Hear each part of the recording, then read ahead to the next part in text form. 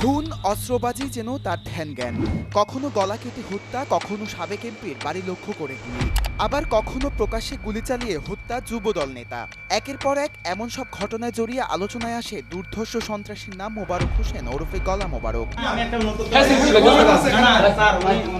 শেষ রক্ষা হয়নি এই সন্ত্রাসীর। পুলিশের জালে ধরা পড়েছেন মোবারক সহ এই চক্রের আরো ৩ সদস্য।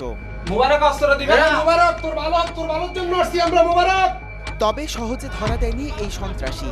ফটিকছড়ির লেলাং ইউনিয়নের শাহনগর পাল্লানপাড়া এলাকায় বুধবার ভোরে মোবারককে ধরতে অভিযান চালায় পুলিশ। পুলিশের উপস্থিতি টের পেয়ে অস্ত্রধারী মোবারক ঘরের সানসেটে উঠে পড়ে। সেখান থেকে কয়েক রাউন্ড গুলি ছোড়ে। আত্মরক্ষার্থে পুলিশও পাল্টা গুলি চালায়। এক পর্যায়ে পুরো বাড়ি ঘিরে ফেললে পালানোর পথ না পেয়ে আটকে পড়ে সে।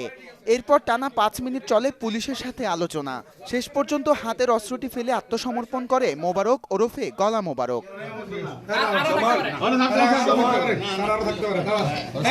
সন্ত্রাসীদের গডফাদার যাকে বলা হয়, যে বড় সাজ্জাদ,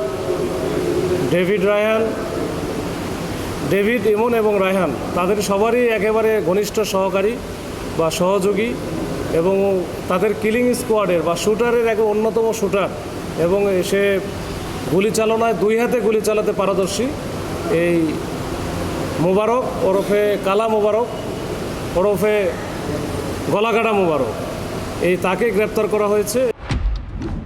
পুলিশের দাবি মোবারক বড় সাজ্জাদ বাহিনীর প্রধান শুটার। ডেভিড, ইমন, রায়হান ও সাজ্জাদের নির্দেশে চট্টগ্রামের আলোচিত বিভিন্ন হত্যাকাণ্ডে অংশ নিত গলাকাটা মোবারক। কালা মোবারকের যে বিষয়টা, সে হচ্ছে বড় সাজ্জাদের নির্দেশনা এবং ডেভিড, ইমন তো এখন নাই, তাদের নির্দেশনা অনুযায়ী যখন যেখানে বলে, যেভাবে বলে সেভাবে কিন্তু সে কাজ করে, মানে সে তাকে চরমভাবে ব্যবহার করা হয়। চট্টগ্রাম মহানগরীতে যে ঘটনাগুলো ঘটেছে ম্যাক্সিমাম ক্ষেত্রে কিন্তু সে ছিল, যেমন এক্স এমপি মুজিবুর রহমানের বাসার সামনে যে গুলির ঘটনা ঘটেছিল সেটাও কিন্তু সেখানে সে ছিল। এখানে সারোয়ার বাবলা হত্যাকাণ্ড ঘটেছিল সেটাতেও কিন্তু সে ছিল, সে সরাসরি ছিল এবং নিজে গুলি করেছে। ফটিকছড়িতে যে জামাল হত্যা, সাদ্দাম হত্যা, তার আগে বাবু হত্যা, বিশেষ করে তার নাম যে গলাকাটা মোবারক হলো, এটা হচ্ছে ওই যে বাবুকে জবাই করে বা গলা কেটে মেরেছিল, তো ওইটার থেকে তার নাম হয়ে গেছিল গলাকাটা মোবারক। গত 13 জুন রাউজানের পাহাড়তলিতে যুবদল নেতা মাসুদ আলমকে প্রকাশ্যে গুলি করে হত্যার ঘটনায় সিসিটিভি ফুটেজেও শনাক্ত হয় মোবারক।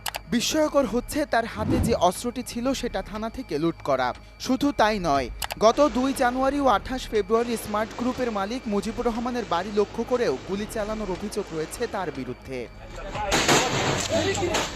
এছাড়া ফটিকছড়ির জামাল ও সাদ্দাম হত্যা এবং চট্টগ্রাম নগরের আরেক সন্ত্রাসী সরোয়ার বাবলা হত্যাকাণ্ডেও তার সম্পৃক্ততার অভিযোগ রয়েছে।